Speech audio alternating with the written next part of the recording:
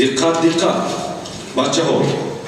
Ane mas'uli kori yak solai man ast ki 148 marotaba darborash ba shuma ma'lumot memediham. Барои он ки сайёҳон ба кишвари мо бештар биёянд бояд чӣ кор кард? Бояд сатҳи хизматрасониро боло бурд ва шароитро муҳайё сохт ки тамоми диққати сайёҳон ба сайёҳат ва истироҳат вақт бошад, на ин ки ба мушкилиҳо. این پارچه از آغاز فیلم دروغ است که آن را در تالار کاخ سغدیان شهر خوجند به نمایش گذاشتند. فیلم دروغ درباره کودک نقل میکند که با بهانه به مکتب نرفتن دروغ میگوید و به چند مشکلات سربسته دچار میشود. بجز به مشکلات روبرو گردیدنش والدان و پیوندان و حتی آموزگارانش را سرسام مینماید. اوچه جان توبام نیست. چی؟ خدا نگه دارم. چرا توبام نیست؟ شکمم درد میکند. برای چی؟ کجایش؟ نه همین جایش. کمی؟ آی باز از اختون خوردی ها؟ نه دینه یخماز خوردم. دوتو بازی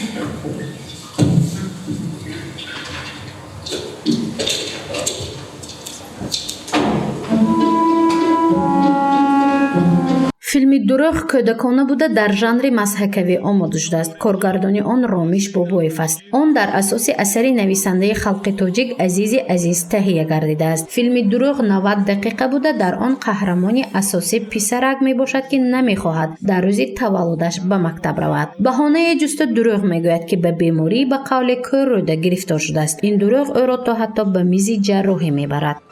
ҳамон ҳодисаҳои пешдарпеш ва ҳодисаҳое ки қаҳрамон ва ҳамчунин аъзоёни хонаводаи ӯро муаррифӣ мекунанд бисёр як ширин яъне пешниҳод мешавад, яъне ҳодисаҳо пешдарпеш ва барои қаҳрамон ҳам ғайриоддӣ ва яку якбора ба қавле барои қаҳрамон низ меояд ки ӯ низ барои баромадан аз ин воқеа аз ин ҳодисаҳо ки худ сохтааст бо дурӯғи хеш пушаймон мешавад.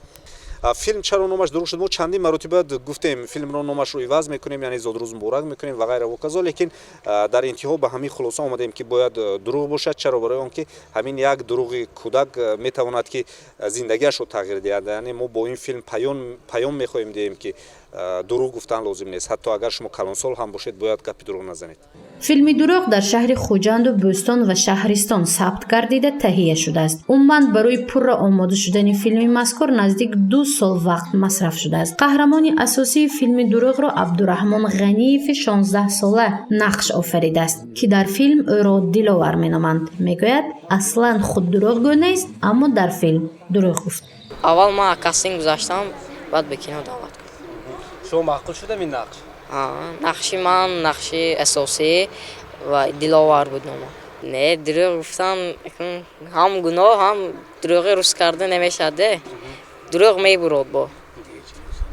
خیلی که من در اینجا دروغ هم خیلی میبرد لیکن دکتر مرا وای میکند. نجات نده. فیلم دروغ از جانب هوادارانش خوش پذیرفته شد. راهبری مؤسسه دولتی تاجیک فیلم ابراز می‌دارد که فیلم‌های تاجیک نسبت به سال‌های اول استقلالیت دولتی جمهوری تاجیکستان رشد می‌کند و در آزمون و مسابقه‌های بین‌المللی اشتراک می‌نماید. مثلا سال روان روز کینوی تاجیک در جمهوری ازبکستان تشکیل و از جانب دوستداران کینو بهای خوب داده شد. فیلمی کارگردان معروف بریس کیمیاگارов قسمت شاعر در سینما جشنواره بین المللی کشورهای آسیا و افریقا در قاهره جایزه عقاب طلایی را به دست آورد. سالهای 70 و اولهای سالهای 80 عصر 20 دوره گلگلشکوفی صنعت سینمای تاجیک محسوب می‌یابد. فیلم‌های سینمایی از روی داستان‌های شاهنامه شاعر بزرگ ابوالقاسم فردوسی، سلسله فیلم از روی منظومه افسانه قدیمه شرق 1001 شب و فیلم‌های دیگر سینمای تاجیک را مشهور عالم گردانیدند. پس از تماشای آن که بیش از 90 دقیقه دوام کرد به اشتراکچیان فعال و همکاران فیلم سپاسنامه مؤسسه دولتی تاجیک فیلم سپرده شد. نخست نمایش فیلم دروغ به مناسبت 92 سالگی کینوی تاجیک و روز کینو در تاجیکستان بخشیده شد. گزارش مفنوشکور و سید مختار سنگینف برای برنامه اطلاعاتی خبر.